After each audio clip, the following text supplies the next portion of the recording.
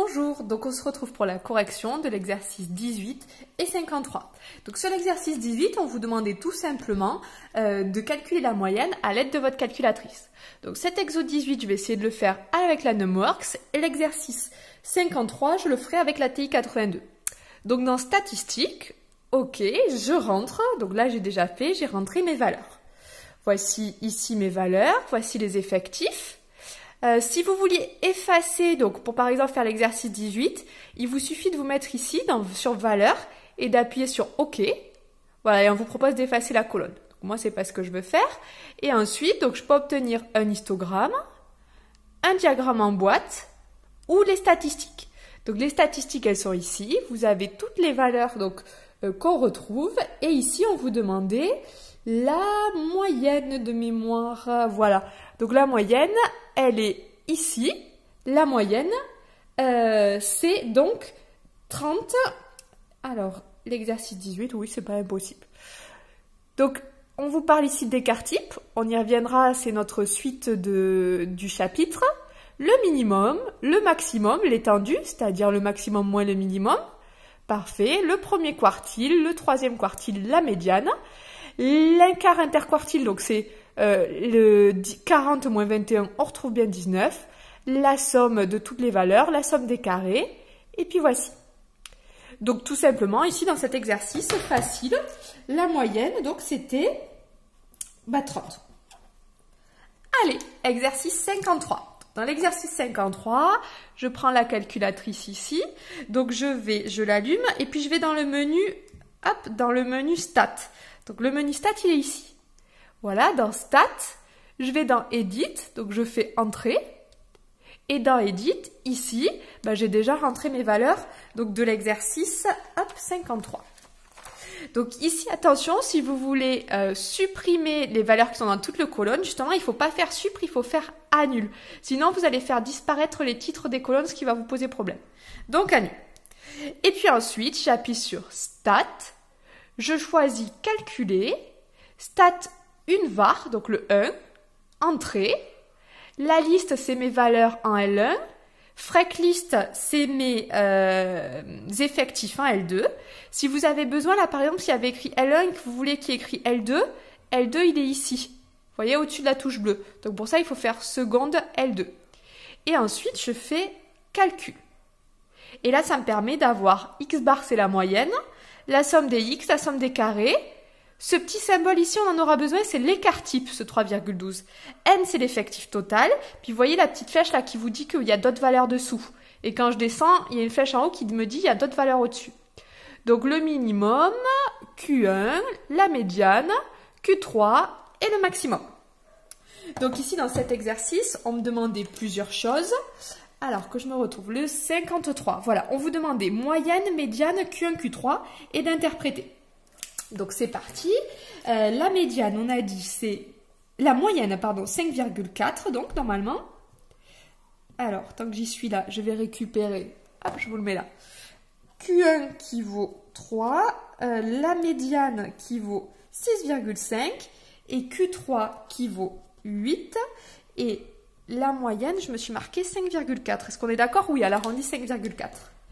Allez, c'est parti pour interpréter ces résultats.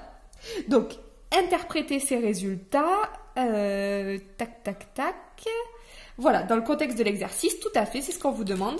Donc, ça veut dire, le premier, 5,4, c'est tout simplement que la moyenne des notes est, tout simplement, 5,4 sur 10. On continue avec Q1. Q1, ça signifie que environ 25% des élèves de mémoire, des élèves de seconde, voilà, donc 25% des élèves environ ont eu moins de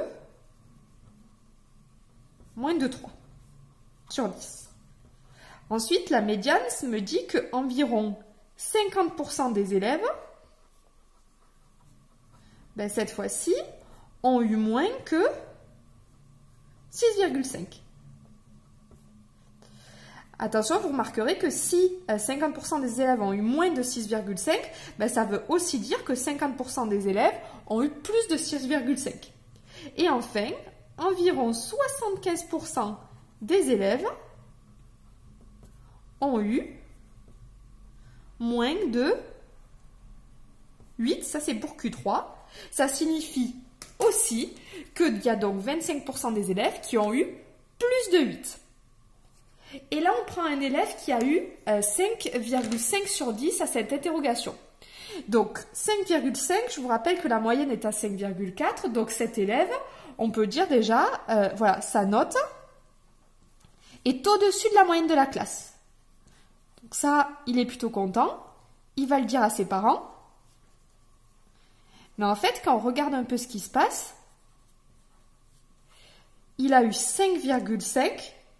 Or, on sait que y a 50% des élèves qui ont eu moins de 6,5. Donc, ça veut dire qu'il y a aussi 50% d'élèves qui ont eu plus de 6,5. Or, lui, il a eu 5,5. Donc, il ne faut pas oublier qu'il y a plus de 50% des élèves qui ont eu plus que lui. Mais plus de 50% des élèves de la classe ont eu plus que lui, puisque 50% des élèves ont eu plus de 6,5 sur 10, et que lui, il n'a que 5,5. Allez, petit 3. Quel est le pourcentage d'élèves ayant eu au moins 4? Donc, au moins 4, ça veut dire qu'on a eu 4, 5, 6, 7, 8, 9 ou 10. Donc, on regarde les effectifs. Il y en a 4, plus 2, plus 1, plus 6, plus 3, plus 3. Ça fait 26. Et donc, lorsque je calcule 26 sur 38, ça fait environ 0,68 à l'arrondi. Donc, on vous le demande en pourcentage, 68% des élèves ont eu au moins 4. Et combien ont eu moins de 4? Eh bien, il faut que je regarde ceux qui ont eu 0, 1, 2, 3 ou 4. Ah non, moins de 4. Donc, j'enlève le fait qu'il y ait 4. Donc, ceux qui ont eu 0, plus ceux qui ont eu 1, plus ceux qui ont eu 2, plus ceux qui ont eu 3. Il y en a 12. 12 sur un total de 38, ça fait environ 0,32. Donc, 32% des élèves ont eu moins de 4. Et voilà pour cet exercice. Ici, ça nous permettait de revenir un petit peu sur l'interprétation de ces paramètres statistiques et aussi sur l'utilisation de la calculatrice. Voilà, bon courage à vous, bonne révision.